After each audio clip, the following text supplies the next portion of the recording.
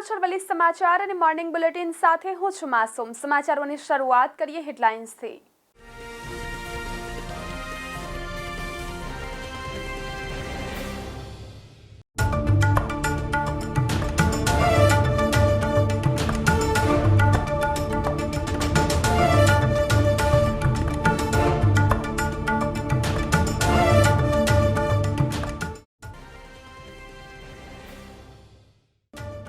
ઝાપટા વરસશે, શહેરમાં 1 કલાકમાં 1.5 ઇંચ વરસાદ વરસ્યો।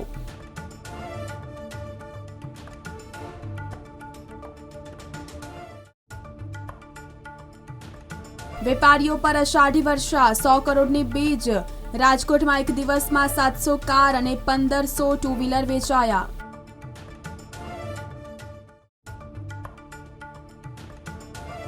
છોડની આજુબાજુ ઘાસ ઉગવા લાગતા પાકના કુદરતી વિકાસને નુકસાન। પાણીના ખાબોચિયા સર્જાતા ઊભા પાકના મૂળમાં સડો બેસવાને કારણે છોડ પીળો પડ્યો।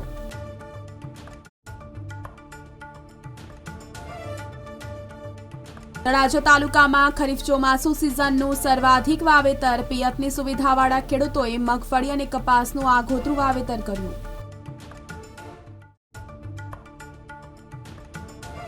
હવામાન વિભાગે ગુજરાત રાજ્યના વિવિધ જિલ્લાઓમાં ભારે વરસાદની આગાહી કરી। વરસાદી ઝાપટાને કારણે ગરમીના પારામાં નોંધપાત્ર ઘટાડો આવ્યો।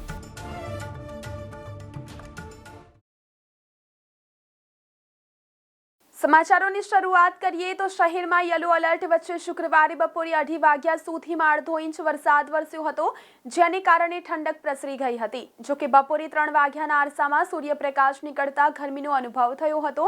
શુક્રવારે મહત્તમ પારો 31.6 ડિગ્રી અને લઘુત્તમ પારો 26.6 ડિગ્રી નોંધાયો હતો।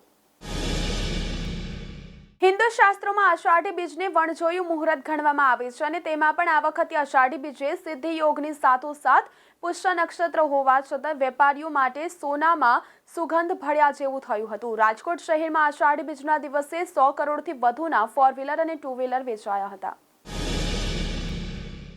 આ વર્ષે જૂન મહિનામાં જ મેઘરાજાનું ધમાકેદાર વહેલું આગમન અને ત્યારબાદ સતત વરસાદ શરૂ રહેવાને કારણે તળાજા પંથકમાં મગફળી અને કપાસ સહિતના ઉજરી રહેલા પાકને ખવણાણોમાં પાણીના ખાબોચિયા સર્જાતા ઊભા પાકને મૂળમાં સડો બેસવાને કારણે છોડ પીળો પડવા લાગી રહ્યા છે।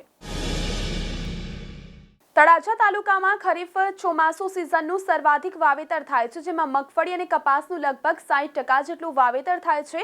ઉપરાંત આ વર્ષે પાણી અને પિયતની સુવિધાવાળા ખેડૂતોએ મગફળી અને કપાસનું સારું એવું આગોતરું વાવેતર કરેલ છે અને તેના રોપા ઉજરી ગયા છે।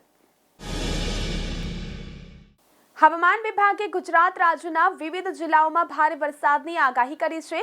કલોલ શહેર અને તાલુકા વિસ્તારમાં છેલ્લા 5 દિવસથી વાતાવરણમાં પલટો આવ્યો છે। સતત પડી રહેલા વરસાદી ઝાપટાને કારણે ગરમીના પારામાં નોંધપાત્ર ઘટાડો થયો છે। વરસાદ ખેંચાવાના કારણે પાકને નુકસાનની ચિંતા કરતા ખેડૂતો હવે રાહત મળી છે। સમયસર વરસાદ પડતા સુકાતા પાકને જીવતદાન મળ્યું છે। અષાઢ મહિનાની શરૂઆતમાં સારો વરસાદ નોંધાયો છે। અષાઢ બીજના દિવસે વરસાદ પડવાથી આગામી ચોમાસું સારું જવાની આશા બંધાઈ છે। અરબ સાગરની સિસ્ટમ હાલમાં નબળી પડી છે। હાલમાં લો પ્રેશરની અસર આણંદ ખેડા જિલ્લામાં સામાન્યથી મધ્યમ વરસાદ પડવાની સંભાવના છે। ખંભાત, તારાપુર, માતર અને ખેડા તાલુકામાં કેટલાક ભારે વરસાદી ઝાપટા પડવાની સંભાવનાઓ છે। વરસાદી વાતાવરણના પગલે ખેડૂતોએ બાજરી સહિતના પાકની રોપણી કરવા માટે યોગ્ય સમય છે। જો કે રોપણી કરતા પહેલા જરૂરી જમીનમાં પોષક તત્વ વધે તે માટે ખાતર નાખવા કૃષિ વૈજ્ઞાનિકોએ જણાવ્યું છે। આણંદ ખેડા જિલ્લાના મોટાભાગના વિસ્તારોમાં છેલ્લા 5 દિવસથી હળવા વરસાદી ઝાપટાનો દોર જોવા મળી રહ્યો છે। આગામી 3 દિવસ સુધી વરસાદી ઝાપટા પડવાની વકી છે, જેના પગલે મહત્તમ તાપમાન 32 ડિગ્રીની આસપાસ રહેશે તેમજ લઘુત્તમ તાપમાન 25 ડિગ્રી નીચે રહેતા વાતાવરણમાં ઠંડક વ્યાપેલી જોવા મળી રહી છે। હવામાન વિભાગના જણાવ્યા અનુસાર અરબી સમુદ્ર અને બંગાળની ખાડીમાં સતત સિસ્ટમ તૈયાર થઈ રહી હોવાથી આગામી દિવસોમાં વરસાદનું જોર રહેશે। જામનગર શહેરમાં અષાઢી બીજ પર્વે સવારથી સમયાંતરે વાદળછાયા વાતાવરણ વચ્ચે મહત્તમ તાપમાનનો પારો 1.5 ડિગ્રી ઊંચકાયો હતો અને 33.5 ડિગ્રી પર તાપમાન સ્થિર થયું હતું, જ્યારે લઘુત્તમ તાપમાન 1.2 ડિગ્રી ઘટ્યું હતું। બપોર બાદ સમયાંતરે હળવા ભારે ઝાપટાઓના કારણે વાતાવરણમાં થોડી ટાઢક પ્રસરી હતી. જામનગર શહેરમાં અષાઢ માસના પ્રારંભે દિવસ અને રાત્રિના તાપમાનમાં આંશિક વધારા ઘટાડાનો દોર યથાવત રહ્યો છે, જ્યારે લઘુત્તમ તાપમાન ગગડ્યું હતું. લઘુત્તમ પારો 1.2 ડિગ્રીના ઘટાડા સાથે 26.2 ડિગ્રી પર સ્થિર થયો હતો. જોકે શહેરમાં અવારનવાર વાદળછાયા વાતાવરણ વચ્ચે ભેજનું પ્રમાણ 95% સુધી પહોંચી ગયું હતું, જેના પગલે સમયાંતરે લોકોએ બફારાનો પણ અહેસાસ કર્યો હતો. તો આ સાથે મોર્નિંગ બુલેટિનમાં અત્યારે બસ આટલું જ. નમસ્કાર.